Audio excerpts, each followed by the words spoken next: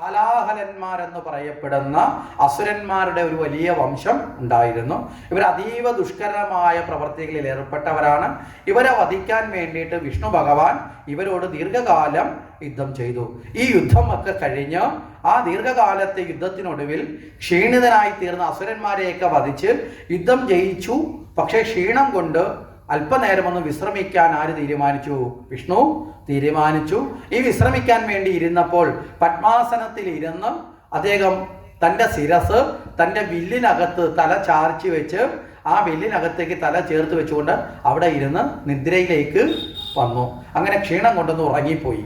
അപ്പൊ ഈ ഉറക്കത്തിൽ കുറേ കാലം, കാരണം അത്രയും കാലം യുദ്ധം ചെയ്തതിൻ്റെ ക്ഷീണം അല്ലേ, അധ്വാനിച്ച് അത്രയും സമയം തന്നെ നമ്മൾ റെസ്റ്റ് എടുക്കാനും എടുക്കത്തില്ലേ ഏകദേശം. അപ്പൊ അതുപോലെ അദ്ദേഹം നിദ്രയിലേക്ക് ആണ്ടു. ഈ സമയത്ത് ദേവന്മാര് ഒരു വലിയ യാഗം നടത്താൻ തീരുമാനിച്ചു. ഈ യാഗം അതിൻ്റെ പൂർണ്ണതയിൽ എത്തണമെങ്കിൽ യാഗപുരുഷനായി വിഷ്ണുവിൻ്റെ സാന്നിധ്യം വേണം. അപ്പം ഈ യാഗം ഈ മുഹൂർത്തത്തിൽ നടത്തുകയും വേണം. പക്ഷേ വിഷ്ണു ഈ സമയത്ത് എന്ത് ചെയ്യുകയാണ്? ഉറക്കത്തിലുമാണ്. അപ്പം വിഷ്ണു ഉറക്കത്തിലിരിക്കുന്ന വിഷ്ണുവിന് ഈ സ്ഥലത്തേക്ക് എത്തിക്കണമെങ്കിൽ ഉണരണം. ഉറക്കത്തിൽ നിന്നൊരാളെ വിളിച്ചുണർത്തുന്നത് ശരിയാണോ? ആണോ? അല്ല. കാരണം എന്താ? ഉറക്കത്തിൽ നമ്മൾ ആര് കിടന്നോട്ടെ, നമ്മൾ നല്ല ഉറക്കത്തിൽ നല്ല വിശ്രമത്തിൽ കിടക്കുമ്പോൾ ആരെങ്കിലും വന്ന് വിളിച്ചാൽ വിളിക്കുന്നവനോട് നമ്മൾ ദേഷ്യപ്പെടില്ലേ? ഇത് സ്വാഭാവികമാണ്. അപ്പം നിദ്രയിലും ഭക്ഷണം കഴിക്കുമ്പോഴും മൈഥുനത്തിൽ ഏർപ്പെടുമ്പോഴും ഒരാളിനെ ശല്യപ്പെടുത്താൻ പാടില്ല എന്നൊരു തത്വം ഉണ്ട്. കാരണം അവരതിലേക്ക് രമിക്കുമ്പോൾ അവരെ ശല്യപ്പെടുത്തുക എന്ന് വെച്ചാൽ അതിനെ നഷ്ടപ്പെടുത്തുക എന്നാണ്. അപ്പം വിഷ്ണുവിനെ ആ സമയത്ത് ഉണർത്താൻ സാധിക്കുന്നില്ല. അതുകൊണ്ട് ഈ യാഗം മുടങ്ങുമോ എന്നുള്ള ഭയം കൊണ്ട് ബ്രഹ്മദേവനെ പോയി കണ്ടു ദേവന്മാര് എല്ലാവരും. ബ്രഹ്മാവ് പറഞ്ഞു, വിഷ്ണുവിനെ ഉണർത്താൻ ഇനി എന്താണ് മാർഗം?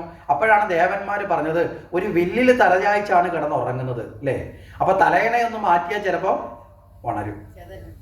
അപ്പൊ എന്ത് ചെയ്തു? ഈ വില്ലിൽ നിന്നൊന്ന് ഉണരാൻ, വിഷ്ണുവിനെ ഉണർത്താൻ വേണ്ടി ഈ വില്ലിനെ വലിച്ചു കെട്ടിയിരിക്കുന്ന ഞാനുണ്ടല്ലോ, ചരട്, ഈ ചരടിനെ മുറിക്കാൻ വേണ്ടി ചെതലെന്ന ജീവിയെ ബ്രഹ്മാവ് സൃഷ്ടിച്ചു. ചിതലിനോട് പറഞ്ഞു പോയി എന്ത് ചെയ്യണം?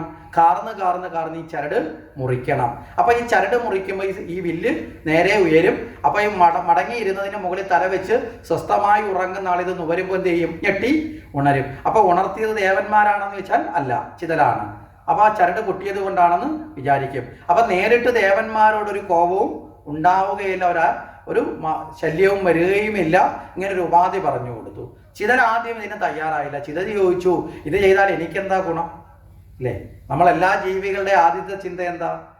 എന്ത് ചെയ്താലും എനിക്കെന്ത് ഗുണം അല്ലേ എന്ന് ചോദിച്ചു. ഗുണം ഉണ്ടെന്ന് പറഞ്ഞാൽ ഏത് തെറ്റും ചെയ്യാൻ ആരും തയ്യാറാവും. അതാണ് ഇന്നത്തെ കാലം. ഇതിന്റെ പ്രതീകമാണ് ചിതല്. മനസ്സിലായില്ലേ? ചിതല് അജ്ഞാനത്തിന്റെ പ്രതീകമാണ് അല്ലേ? ചിതൽ എപ്പോഴും ഒരു വസ്തുവിനെ എന്ത് ചെയ്യുന്നതാണ്? കാർന്ന് തിന്നുന്നതാണ് അല്ലേ? നിങ്ങളൊരു തടി കഷ്ണം എടുത്ത് വെച്ച് നോക്കുക, ഒരു നല്ല സാധനം എടുത്ത് നോക്കുക, ഒരു ഫർണിച്ചർ എടുത്ത് വെച്ച് നോക്കുക, അതിനകത്ത് കുറേ കാലം ചിതല് കയറി കഴിഞ്ഞാൽ അവസ്ഥ എന്തായിരിക്കും? അത് കാർന്ന് തിന്നും. മനസ്സിലായില്ലേ? അജ്ഞാനത്തിനെ വർദ്ധിപ്പിക്കുന്ന അജ്ഞാനത്തിന്റെ പ്രതീകമാണ് ചിതല്. ചിതലിന് അങ്ങനെ. അതുകൊണ്ടാണ് നമ്മൾ വാൽമീകത്തിൽ നിന്ന് അല്ലേ, വാൽമീകത്തിൽ നിന്ന് ഉയർന്നു വന്നവനെ വാൽമീകി എന്ന് വിളിക്കുന്നത്, രത്നാകരൻ അല്ലേ. വാൽമീകം എന്ന് പറഞ്ഞാൽ എന്താ? ചിതൽപുറ്റാണ്. അജ്ഞാനമാകുന്ന ചിതൽപുറ്റിനുള്ളിൽപ്പെട്ട് അജ്ഞാനത്താൽ കാർന്നു തിന്നുന്ന അവസ്ഥയിൽ നിന്ന് ഭേദിക്കപ്പെട്ടവൻ, അജ്ഞാനത്തിൽ നിന്ന് പുറത്തു വന്നവൻ ജ്ഞാനി. അതാണ് വാൽമീകി. പറഞ്ഞു മനസ്സിലായില്ലേ? അല്ലാതെ ചിതൽപുറ്റെന്ന് പറഞ്ഞാൽ നാട്ടിൽ കാണുന്ന ചിതൽപുറ്റെന്ന് അർത്ഥമല്ല എടുക്കണ്ടേ. അജ്ഞാനം നമ്മളെ ജീവിതത്തിൽ കാർന്ന് നമ്മളെ ഭക്ഷിക്കുന്നതാണെന്ന് തിരിച്ചറിഞ്ഞ് അജ്ഞാനത്തെ ഉപേക്ഷിക്കാൻ സാധിക്കണം എന്നാണ് അത് പഠിപ്പിക്കുന്നത്. അപ്പൊ അജ്ഞാന നാശകമാണ്. അപ്പൊ അജ്ഞാന പ്രേരകമാണ് ചിതല്. ഈ ചിതല് കാരണം എന്ത് കിട്ടും എന്ന ചിന്തയ്ക്ക് അടിമപ്പെടുന്നത് എപ്പോഴും അജ്ഞാനികളാണ്. മനസ്സിലായില്ലേ? ശ്രേഷ്ഠന്മാരെന്ത് ചെയ്യും? എന്ത് കിട്ടുമെന്ന് ചോദിച്ചുകൊണ്ടല്ല കർമ്മം ചെയ്യുന്നത്. കർമ്മം തെറ്റാണോ ശരിയാണോ എന്ന് ചിന്തിച്ചിട്ട് കർമ്മം ചെയ്യും. മനസ്സിലായില്ലേ? അപ്പൊ കിട്ടുന്ന കർമ്മഫലത്തെ മോഹിക്കുന്നത് അജ്ഞാനിയും കർമ്മഫലത്തെ മോഹിക്കാത്തവൻ ജ്ഞാനിയും. അതുകൊണ്ടാണ് ശ്രീകൃഷ്ണ ഭഗവാൻ ഗീതയിൽ പറയും, കർമ്മണ്യേ വാദിഹാരസ്തേ മാ ഫലേഷു കഥാചന. അല്ലയോ അർജുന, കർമ്മഫലത്തെ ആഗ്രഹിച്ച് കർമ്മം ചെയ്യരുത്. മനസ്സിലായില്ലേ? ശരിയായി ചെയ്യേണ്ട കർമ്മത്തെ അറിഞ്ഞ് കർമ്മം ചെയ്യുക. ഫലം എന്ത് തന്നെ ആയിക്കോട്ടെ, നല്ലതുമാവാം മോശവും ആവാം. ആ കർമ്മഫലത്തെ ആഗ്രഹിച്ച് ചെയ്യരുത്. അതായത് എന്ത് വരരുത്? കർത്തൃത്വ ഭോക്തൃത്വ ഭാവം വരരുത്. കർത്തൃത്വ ഭാവം എന്ന് പറഞ്ഞാൽ എന്താ? ഞാൻ ചെയ്തു എന്ന ഭാവം, അതിന് അഹങ്കാരത്തിന് കാരണം. ഭോക്തൃത്വ ഭാവം എന്ന് പറഞ്ഞാൽ അതിന്റെ ഫലം എനിക്ക് കിട്ടണമെന്നുള്ള മോഹം. അപ്പൊ അഹങ്കാരവും മോഹവും മനുഷ്യനെ നന്നാക്കുവോ നശിപ്പിക്കുവോ? പറഞ്ഞ മനസ്സിലായോ? അഹങ്കാരവും മോഹവും ഓരോ മനുഷ്യനെയും തമസ്സിലേക്ക്, അജ്ഞാനത്തിലേക്ക്, അല്ലെ, നാശത്തിലേക്ക് എത്തിക്കും. അപ്പൊ ഇവിടെ ആ ചിതല് ഇത് ചെയ്തു. ഇത് ചെയ്ത സമയത്ത് ഈ വില്ല് പെട്ടെന്ന് നുവർന്നു. ഈ നുവർന്ന സമയത്ത് ഈ വില്ലിന്റെ ആഘാതം കൊണ്ട് വില്ലിൽ വെച്ചിരുന്ന ശിരസ് എന്ത് ചെയ്തു? ദൂരേക്ക് തെറിച്ച് പോയി. അപ്പം തെറ്റായ ഒരു പാത സ്വീകരിച്ചു. അതിന്റെ ഫലം ഉണർത്താൻ ശ്രമിച്ച വിഷ്ണു ഇപ്പൊ എന്തായി മാറി? ഖബന്ധമായി മാറി. തലയില്ലാത്ത അവസ്ഥയിലേക്ക് എത്തപ്പെട്ടു. ഈ തലയില്ലാത്ത വിഷ്ണുവിനെ കൊണ്ട് ദേവന്മാർക്ക് എന്തെങ്കിലും ഗുണമുണ്ടോ? മനസ്സിലായോ? അപ്പൊ ഏത് നല്ല കാര്യത്തിനായാലും ഏത് കർമ്മത്തിനായാലും നമ്മൾ ഏത് പാത സ്വീകരിക്കണം? ശരിയായ പാത സ്വീകരിക്കണം. മനസ്സിലായില്ലേ? അല്ല നല്ല കാര്യത്തിനായതുകൊണ്ടാണ് ഞാൻ ഇങ്ങനെ മോശമായ പാത സ്വീകരിച്ചതെന്ന് പറഞ്ഞാൽ അത് തെറ്റാണ്. അപ്പൊ ഏത് കർമ്മത്തിനും ലക്ഷ്യത്തെ പോലെ തന്നെ മാർഗവും ശുദ്ധമായിരിക്കണം. പരീക്ഷയ്ക്ക് ജയിക്കുക നല്ല ആഗ്രഹമാണ്, പക്ഷെ കോപ്പി അടിച്ച് ജയിക്കുക ശരിയാണോ? ധനം ഉണ്ടാകണം ജീവിതത്തിൽ നിന്ന് ആഗ്രഹിക്കുന്നത് നല്ലതാണ്, സമ്പത്തുണ്ടാവണം, പക്ഷെ അതിനെ കക്കാനും മോട്ടിക്കാനും പോകുന്നത് ശരിയാണോ? മനസ്സിലായില്ലേ? അപ്പൊ ലക്ഷ്യത്തിനോടൊപ്പം പ്രാധാന്യം എന്തിനു വേണം? മാർഗത്തിനും വേണം. അപ്പൊ ലക്ഷ്യവും മാർഗവും ശുദ്ധമായിരിക്കുമ്പോഴാണ് ജീവിതം ഒരു ആദർശപൂരിതമായി ധാർമ്മികമായ ജീവിതമായി മാറുന്നത്. ശരിയല്ലേ? ആണോ? അപ്പൊ ധാർമ്മികമായ ജീവിതത്തിലെ പാഠങ്ങളെയാണ് ഇവിടെ നമ്മളെ പഠിപ്പിക്കുന്നത്. അപ്പൊ അത്തരത്തിലുള്ള ധാർമ്മികമായ പന്ഥാവിലൂടെ ആ വഴിയിലൂടെ സഞ്ചരിക്കാത്തത് കൊണ്ട് ദേവന്മാർക്ക് ഇവിടെ ദുഃഖകരമായി മാറി. വിഷ്ണുവിന്റെ ശിരസ് നഷ്ടപ്പെടാനുള്ള കർമ്മത്തിന്റെ കാരകന്മാരായി ആര് മാറി? ദേവന്മാർ മാറി. ദേവന്മാരെല്ലാം പകച്ചുപോയി. ഇനി എന്ത് ചെയ്യും? യാഗം നടത്താൻ പറ്റില്ല എന്ന് മാത്രമല്ല, ദുഃഖം വരുമ്പോൾ ആശ്രയിക്കുന്ന വിഷ്ണു ഇതാ തലയും ഇല്ലാത്ത അവസ്ഥയിലായി. മനസ്സിലായില്ലേ? സഹായിക്കാൻ നിന്നവനെ ഇല്ലാതാക്കുന്ന അവസ്ഥയായി. ഈ സമയത്ത് ബൃഹസ്പതി പറഞ്ഞു, ഇനി ദുഃഖിച്ചുകൊണ്ടിരുന്നിട്ട് കാര്യമില്ല. ഏതൊരു ദുഃഖം ഉണ്ടാകുമ്പോഴും ആ ദുഃഖത്തിന്റെ അടിയിലേക്ക് നമ്മൾ പെട്ടുപോയാൽ ഒരിക്കലും നമുക്ക് നേരെ നിൽക്കാൻ പറ്റില്ല. പകരം എന്ത് ചെയ്യണം? അതിന് പ്രതിവിധി കണ്ടെത്തുക, പരിഹാരം കണ്ടെത്തുക. ഇവിടെ പരിഹാരമായിട്ട് ആരെ ആശ്രയിക്കാൻ പറഞ്ഞു? സാക്ഷാൽ ഭഗവതിയെ ആശ്രയിക്കാൻ പറഞ്ഞു. അതിന്റെ അടിസ്ഥാനത്തിൽ ദേവന്മാരെല്ലാവരും ചേർന്ന് സാക്ഷാൽ അമ്മ മഹാമായയെ പ്രാർത്ഥിച്ചു. സാക്ഷാൽ ഭഗവതി പ്രത്യക്ഷപ്പെട്ടിട്ട് ഭഗവതി ദേവന്മാരോട് ചോദിച്ചു എന്താണ് കാരണം. അവർ കാര്യങ്ങളൊക്കെ പറഞ്ഞു. നല്ല കാര്യത്തിന് വേണ്ടിയിട്ടാണെങ്കിലും വിഷ്ണുവിനെ ഉണർത്തി. വിഷ്ണു ശിരസ് നഷ്ടപ്പെട്ട അവസ്ഥയിൽ എത്തപ്പെട്ടു. അതുകൊണ്ട് ഈ ദുഃഖത്തിൽ നിന്ന് രക്ഷിക്കണം എന്ന് അഭ്യർത്ഥിച്ച സമയത്ത് ദേവി പറഞ്ഞു, ഏതൊരു കാര്യത്തിനും ഒരു കാരണം ഉണ്ടാകും, അല്ലേ? ലോകത്ത് കാരണമില്ലാത്ത കാര്യങ്ങൾ വല്ലതും ഉണ്ടോ? നമ്മൾ അറിയുന്നതിലെന്നേ ഉള്ളൂ. പക്ഷെ ഏതൊരു കാര്യത്തിനും ഒരു കാരണം ഉണ്ടാകും. അതുപോലെ തന്നെ ഈ അവസ്ഥ വിഷ്ണുവിന് എത്തപ്പെട്ടതിന് ഒരു കാരണമുണ്ട്. എന്താ കാരണം? വിഷ്ണുവിൻ്റെ ഈ ശിരസ് നഷ്ടപ്പെടാൻ ഒരു നിമിത്തമുണ്ട്. അതിപ്പോൾ ഇങ്ങനെ വന്ന് ചേർന്നു എന്ന് മാത്രമേ ഉള്ളൂ. എന്താ നിമിത്തം എന്ന് ചോദിച്ചാൽ രണ്ട് കാര്യങ്ങളാണ് ദേവി ഇവിടെ പറയുന്നത്. ഒന്ന്, ഒരിക്കൽ ദേവിയെ നോക്കിക്കൊണ്ട് വിഷ്ണു ഒന്ന് ചിരിച്ചു. ദേവി ഒരു കാരണവുമില്ലാത്ത ചിരി കണ്ടപ്പോൾ ദേവിക്ക് തോന്നി അകാരണമായി തന്നെ പരിഹസിക്കുകയാണെന്ന്. ദേവി പെട്ടെന്ന് എന്ത് ചെയ്തു? മുൻപിൻ നോക്കാതെ വിഷ്ണുവിനോടൊന്ന് ദേഷിച്ചു. ഈ ശിരസ് നഷ്ടപ്പെട്ടു പോട്ടെ എന്നൊക്കെ പറഞ്ഞു. മനസ്സിലായില്ലേ? ചില സമയത്ത് നമുക്കൊക്കെ ഈ അബദ്ധം പറ്റാറില്ലേ? മുൻപിൻ നോക്കാതെ നമ്മളും ചില സമയത്ത് ചില വാക്കുകൾ ഉപയോഗിക്കും.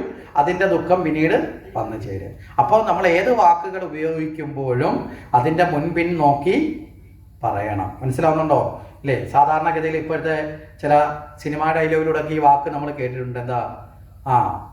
കൈവിട്ട ആയുധവും വാവിട്ട വാക്കും എന്നൊക്കെ പറയുന്ന പോലെ ഏറ്റവും ആയുധത്തേക്കാൾ അപകടകരമാണ് ഏത്? വാക്ക്. നമ്മൾ ചിലർ പറയത്തില്ലേ, രണ്ടടി അടിച്ചായിരുന്നു ഞാനങ്ങ് സഹിച്ചേനെ, പക്ഷേ അവൻ പറഞ്ഞത് ഞാൻ മരിച്ചാലും മറക്കില്ല എന്ന് വരെ പറയുന്ന ആൾക്കാരുണ്ട്, അല്ലേ? ജീവിതകാലം മുഴുവൻ ആയുധം കൊണ്ടുള്ള മുറിവിനേക്കാൾ വലുതാണ് വാക്കുകൾ കൊണ്ടുള്ള പ്രഹരം. ഇവിടെ ദേവിയും മുൻപിൻ നോക്കുക. ദേവി ആയിട്ട് പോലും പെട്ടെന്നൊരു വികാരത്തിൽ ഇത് പറഞ്ഞു. അപ്പം വികാരത്തിന് അടിമപ്പെട്ട് നമ്മൾ ഒരിക്കലും നമ്മുടെ തീരുമാനങ്ങളോ അഭിപ്രായങ്ങളോ രൂപപ്പെടുത്താതിരുന്നാൽ ജീവിതം സന്തോഷപ്രദം. ഇങ്ങനെ ഒരു വാക്ക് പറഞ്ഞു. ഇതാണ് ഇവിടെ ഈ ഒരു സങ്കല്പത്തിലേക്ക് വരുന്നത്. അപ്പൊ ഇത് കഴിഞ്ഞിട്ട് രണ്ടാമത്തെ കാരണം എന്താ? ഹയഗ്രീവൻ എന്നൊരു അസുരൻ ഉണ്ടായിരുന്നു. ഈ അസുരന് കുതിരത്തലയാണ്, അതാണ് ഹയഗ്രീവം. ഹയം എന്ന് പറഞ്ഞാൽ കുതിര. അപ്പൊ കുതിരത്തലയോടുകൂടി ഒരു അസുരൻ, ഈ അസുരൻ ദേവിയുടെ തന്നെ താമസ രൂപത്തെ തപസ് ചെയ്തു. ബീജമന്ത്രം കൊണ്ടാണ്. മനസ്സിലായില്ലേ? ദേവിയുടെ ബീജമന്ത്രങ്ങൾ പ്രധാനമായിട്ട് 3 ഉണ്ട്. ഏതൊക്കെയാ?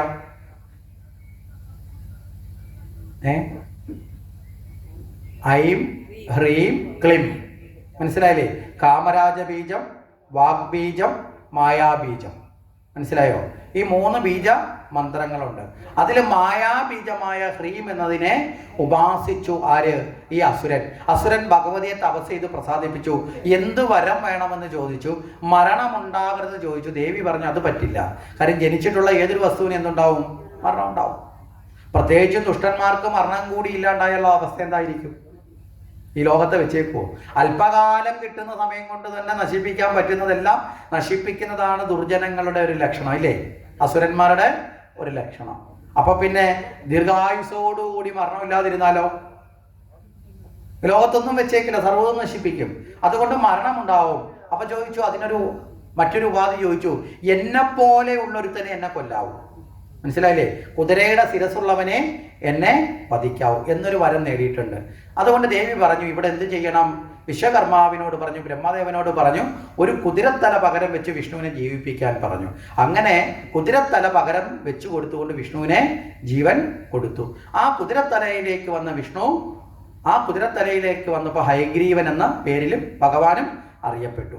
ആ ഹയഗ്രീവൻ എന്ന ഭാവത്തിൽ എത്തപ്പെട്ട ഭഗവാൻ ഹയഗ്രീവ അസുരനെ വധിച്ച് വേദങ്ങൾ എടുത്തുകൊണ്ട് ബ്രഹ്മാവിൽ നിന്ന് വേദം സ്വന്തമാക്കി വെച്ച് ജ്ഞാനത്തെ അജ്ഞാനത്തിന്റെ പിടിയിൽ മുറുക്കി വെച്ചപ്പോൾ അജ്ഞാനത്തിൽ നിന്ന് ജ്ഞാനത്തെ മോചിപ്പിച്ച് ഹയഗ്രീവനെ വധിക്കുന്നതിന് കാരണമായി ഈ ഒരു സന്ദർഭം. അങ്ങനെ വിഷ്ണു ഭഗവാൻ ദേവിയുടെ സഹായത്തോടെ ഹയഗ്രീവനെ വധിച്ച്, മനസ്സിലായില്ലേ, ഈ ആപത്തിനെ കടന്നു. അങ്ങനെ കുതിരത്തലയിൽ ജീവിച്ചു.